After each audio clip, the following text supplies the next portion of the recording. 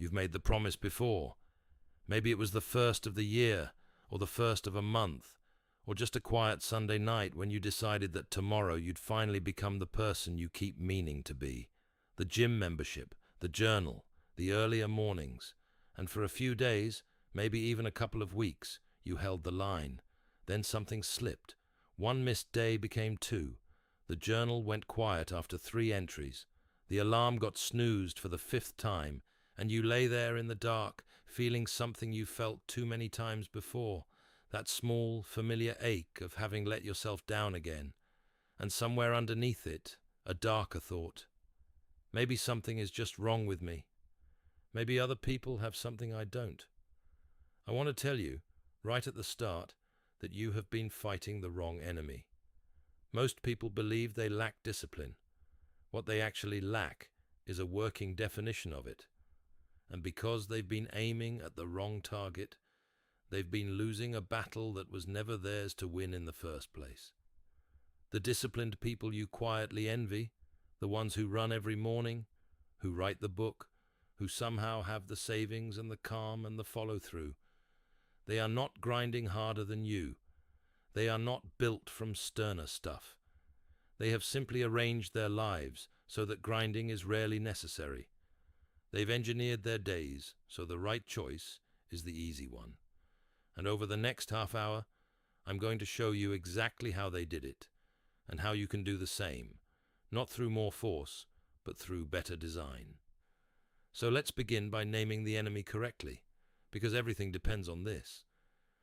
You've been taught that discipline is a kind of moral muscle, that some people are simply strong and others are weak, and that if you just wanted it badly enough, you'd find the strength.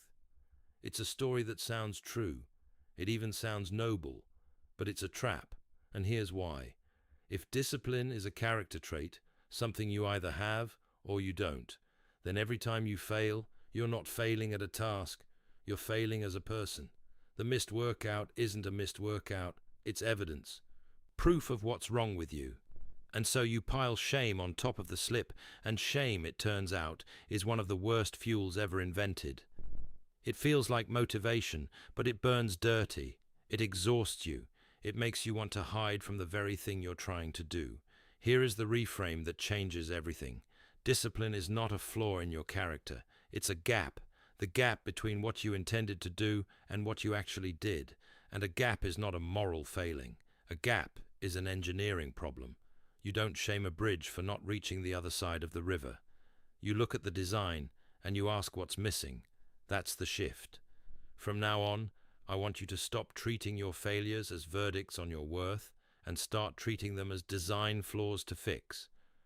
Let me show you what that looks like in real life. Picture 2 co-workers, both of them wanting to save money. The first relies on being disciplined. Every payday he tells himself he'll put some aside, and every month he white-knuckles his way through, checking his bank balance with a knot in his stomach, agonizing over every purchase, feeling the pull of every small temptation.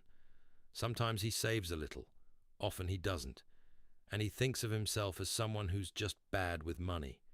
The second co-worker did one thing. On the day she got her first paycheck, in a calm moment, she set up an automatic transfer, a slice of her pay moving into savings the instant it arrived, gone before she could even think about spending it. And now, a year later, she has a cushion she barely noticed building, and she genuinely believes she's just good with money. Same willpower, wildly different lives. The difference was never character. It was a single decision, made once, at a calm moment, that quietly removed 1,000 future battles. She didn't win the war against temptation. She arranged things so the war never had to be fought. So the question that's been haunting you, why am I so undisciplined, is the wrong question. It leads nowhere but in circles of self-blame. The better question, the one that actually opens a door, is this. What about the way I've set up my life is making the right choice so hard? Sit with that for a moment. Feel how different it is. One question is an accusation. The other is an invitation to start solving. Now, to solve it, we have to understand the thing everyone gets wrong about willpower. Willpower is real. Let's not pretend otherwise. There is a part of you that can grit its teeth and override an impulse, and it's a genuine power. But here's what almost no one tells you. It is finite, and it is unreliable. It drains as the day goes on.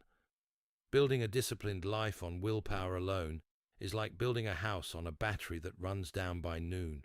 It works beautifully in the morning, when you're fresh and the resolve is strong. By evening, when you're tired and the battery's nearly dead, it collapses. And notice, that's exactly when most people break. Not in the bright optimism of the morning, but in the depleted dark of the night. Think of willpower like the cash in your wallet at the start of the day. The person trying to be disciplined through sheer effort is paying for every single good decision in cash. The early alarm, that's a payment. Resisting the donut in the break room, another payment. The workout after work, not snapping at their kid when they're frazzled, choosing the salad, closing the laptop instead of scrolling. Every one of these comes out of the same wallet, and by 8 in the evening, the wallet is empty.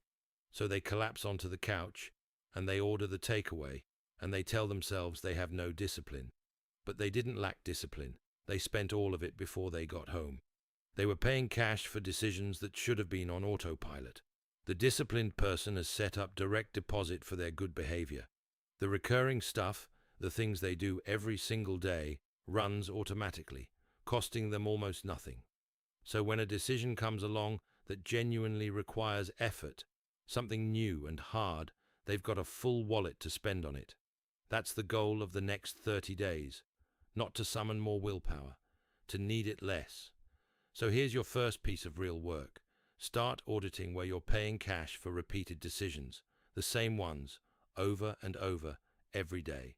What to wear, when to eat, whether to work out, what to make for lunch. Each of these is a small withdrawal, and they add up to an empty wallet by dinner. The fix is to convert the recurring ones into systems that don't ask anything of you. The same outfit laid out the night before. The same gym time, so it's not a decision but a fact. The same simple lunch, so there's nothing to deliberate. You lay these tracks once, and then your day runs on them, and your precious, limited willpower is saved for the few moments that genuinely deserve it.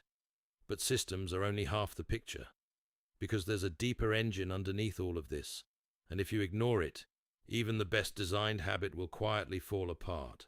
That engine is identity. Lasting discipline doesn't really flow from what you force yourself to do. It flows from who you believe you are. And this is more than a nice idea. It's a kind of psychological law. Behavior that contradicts your self-image gets quietly sabotaged. You'll find a way to undermine it, because deep down it feels false, like wearing a costume. But behavior that confirms your self-image becomes almost effortless to repeat, because it's just you being you. Let me make this concrete. 2 people are offered a cigarette. The first one says, "No thanks, I'm trying to quit." And in that moment, watch what's happening inside him. He feels the pull. He feels the deprivation, the sense of missing out, the white-knuckle effort of resisting something he still wants. He's at war with himself. The second person says, "No thanks, I don't smoke."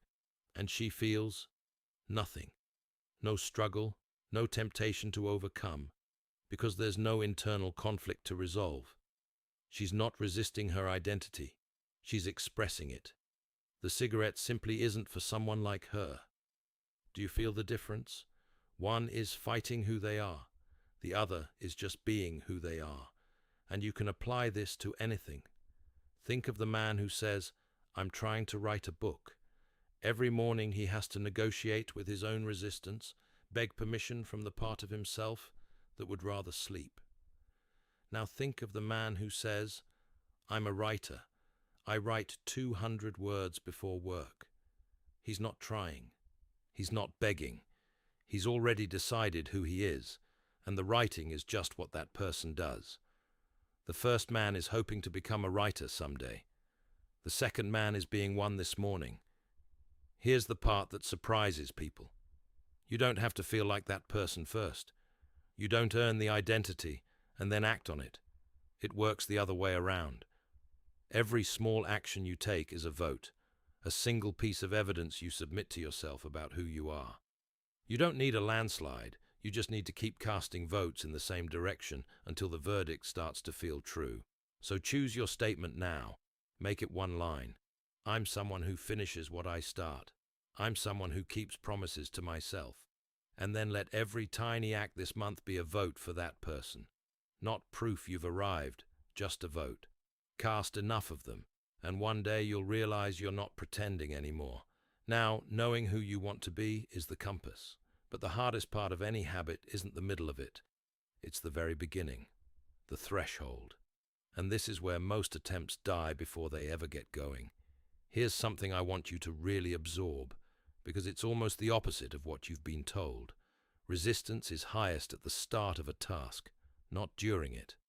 Think about the last time you dreaded doing something. Exercise, a hard piece of work, even cleaning the kitchen. The dread was at its worst before you started. Once you were a few minutes in, the dread mostly evaporated. The monster was at the door, not inside the room. So the entire game becomes getting through the door. And the way you do that is by making the entry point so small, so absurdly easy, that the part of your brain that loves to negotiate has nothing to argue about. There was a man who wanted to start running and kept failing, the way you might have failed. So he made a new rule, and the rule sounds almost like a joke. His only commitment was this: put on the running shoes and step outside the front door. That was it, the entire goal. He was fully allowed to turn around and go straight back inside, no guilt. And here's what happened. He almost never turned around. Because the friction was never the running. It was the dread before the running. And once he was standing on the sidewalk in his shoes, the strange truth was that going back inside felt sillier than just going for the run. He'd already paid the hardest cost. He was through the door. People dismiss this. They think a 2-minute version of a habit is a watered-down, unserious goal. They're wrong. The tiny version isn't a smaller goal. It's a crowbar. It's the tool that pries open a door that fear has been holding shut for years. So for every habit you're building this month, I want you to define a version so small it's almost embarrassing to say out loud. 1 push-up, 1 paragraph, 1 minute of sitting in silence, and then commit only to that. Not to the workout, to the 1 push-up. Because here's the secret you'll discover.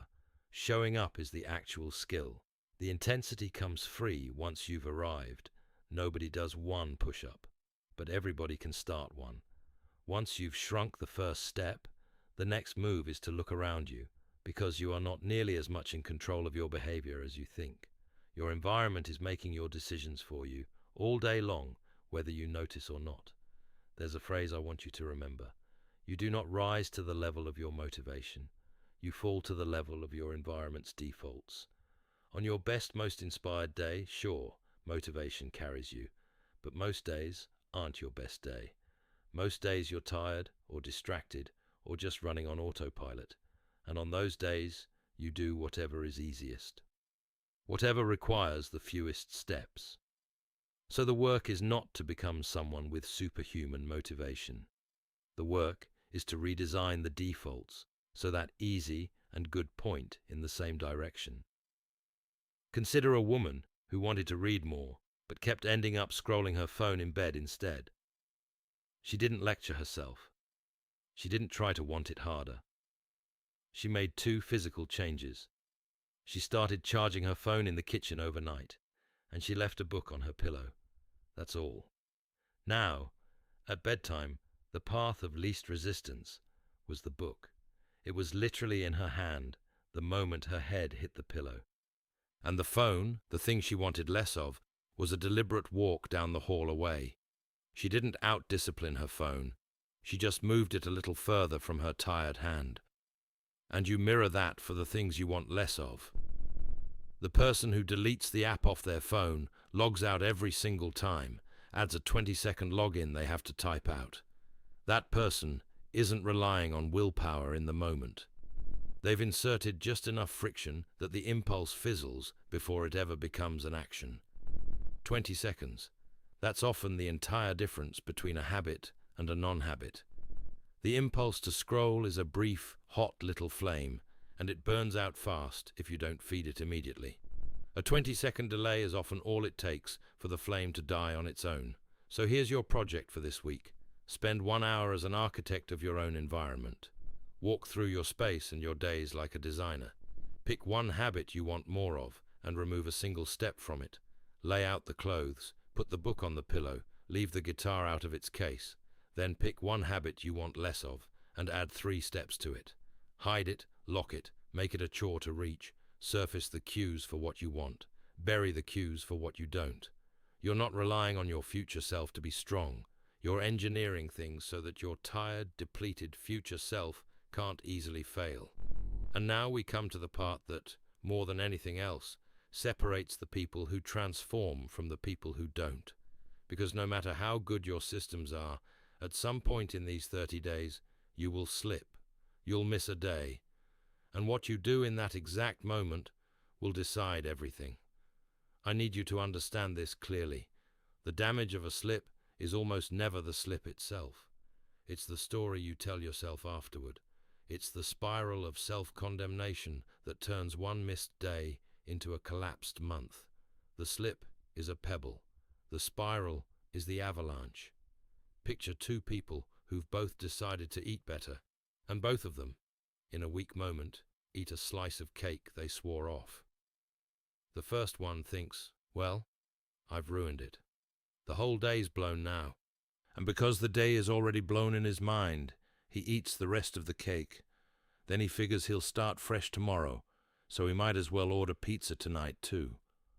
One slice of cake became an entire day of abandonment. Psychologists actually have a name for this, the what the hell effect, where one small breach somehow licenses total collapse, as if the rule, once broken, no longer applies at all. The second person eats the same slice of cake, and she thinks that was one slice, and then she eats normally at the very next meal. That's it. No drama, no spiral, no story.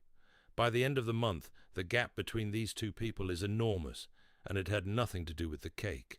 It was about the story each of them told in the minutes after the cake. One told a story of ruin. The other told a story of a single slice, already over. So here's the rule I want you to adopt, and I want you to adopt it now, in advance, while you're calm and thinking clearly, not in the heat of a slip when your judgment is compromised. The rule is, never miss twice. Missing once is an accident. It's human. It's a single data point.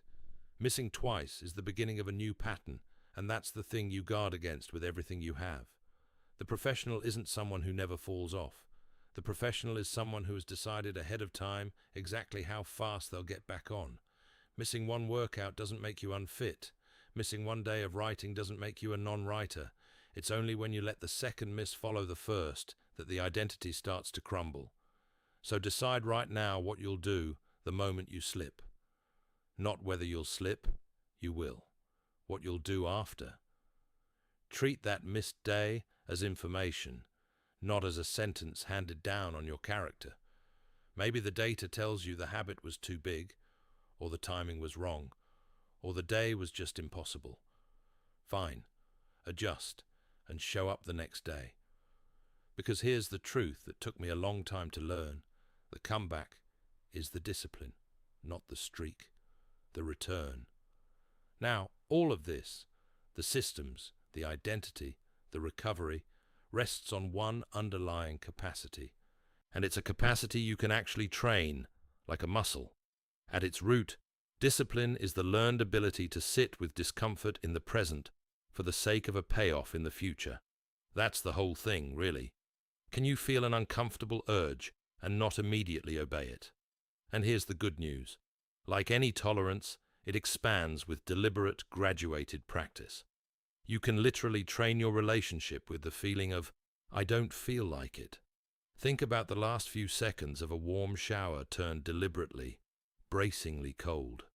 Or the simple, surprisingly hard act of feeling the urge to check your phone and choosing, just this once, to let the urge sit there without acting on it. These aren't pointless little sufferings. They're reps. They're sets in the gym of voluntary discomfort.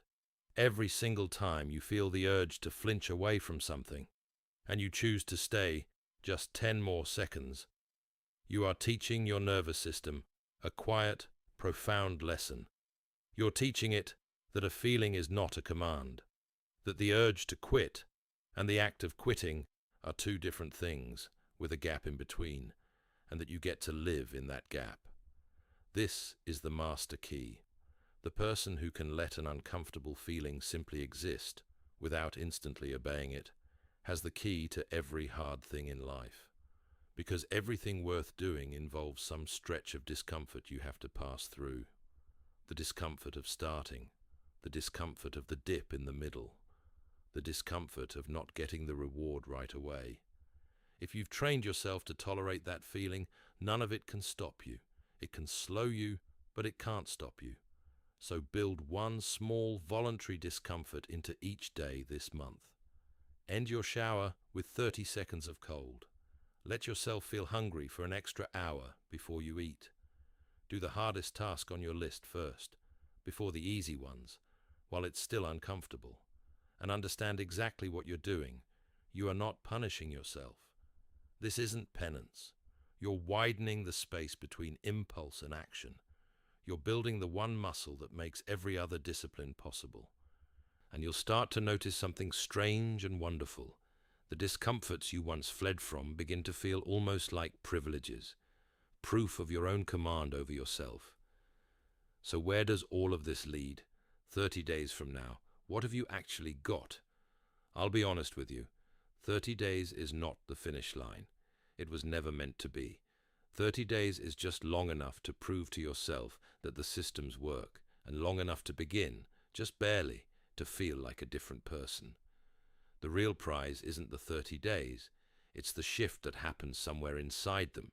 The shift from running on motivation to running on momentum. From pushing the habits to being carried by them. Picture a snowball at the top of a long hill. The first push is the hardest part, and it feels almost unfair. You shove with everything you've got, laying out the clothes, doing the one push-up, dragging yourself back after a slip. And you get back the tiniest bit of movement, a few inches. It feels disproportionate, like you're putting in 10 units of effort for 1 unit of return. This is the part where most people quit, because the math feels wrong. They expected the reward to match the effort, and it doesn't. Not yet. But if you keep pushing, if you can just stay with it through that thankless early stretch, somewhere around the 3rd or 4th week, something changes. The slope starts to take over. The snowball begins to roll a little on its own. The man who has run every morning for 25 days straight no longer decides to run. There's no decision left to make. Not running would be the strange, effortful, uncomfortable choice. It would feel like leaving the house with one shoe on. The work has quietly inverted. It's no longer about forcing the behavior. It's about simply not getting in its way. That inversion, the moment when the disciplined act becomes the comfortable one and skipping it becomes the hard thing, that is the entire prize. That's what you're really building toward. Not a month of gritting your teeth, but a life where the good behaviors run downhill. So when you reach day 30, I don't want you to finish. I want you to look honestly at which 1 or 2 systems actually took root. Which ones started to feel less like effort and more like just who you are. Protect those fiercely. And then add just one new small thing. 1. Because identity compounds, the same way money does. Each small win makes the next one a little more available, a little more believable. Let this month be the first chapter, not the whole book. And now I want to come back to where we started. To the broken promises, the lapsed membership, the empty journal, the snoozed alarm, to the version of you lying in the dark, wondering what was wrong with you. I want you to see that person differently now. Because that person wasn't weak. That person wasn't lazy or broken or missing some essential thing that everyone else was born with. That person was just trying to win with the wrong strategy, fighting with willpower in a game that's won with design, carrying shame as fuel when shame only ever burns you down. There was nothing wrong with the engine. There was just something wrong with the map. And now you have a better one. Here's the thing I most want to leave you with. Discipline was never about becoming someone harder. It was never about becoming colder or more punishing or more relentless with yourself. The drill sergeant image is a lie that's kept people stuck for generations. Real discipline is something gentler and far more powerful than that. It's about becoming someone you can finally trust. Someone whose word to themselves actually means something. Think about what that's like. To say you'll do a thing, and then to watch yourself do it. Not once, by force, but again and again, because that's simply who you are now. There is no feeling in the world quite as quietly powerful as keeping a promise to yourself. It rebuilds something underneath everything else, a kind of self-respect that no external achievement can give you. And the remarkable thing is that it's available to you, not someday, not after some grand transformation, but starting with the very next small thing you choose to do today. The one push-up, the shoes by the door, the single vote for the person you're becoming. So start there. Start small enough that you can't fail, and let the momentum do what momentum does. If something in this gave you a new way to see yourself, if you're walking away with a little less shame and a little more of a plan, then stay with me, because this is just the beginning of the work. The next 30 days are where it gets good, where the small things start to compound into someone you genuinely recognize as the person you meant to be all along. Subscribe and keep going. I'll be here for the rest of the journey, and in the meantime, sit with this one idea before you do anything else. You were never the problem. You just needed a better way, and now you have it.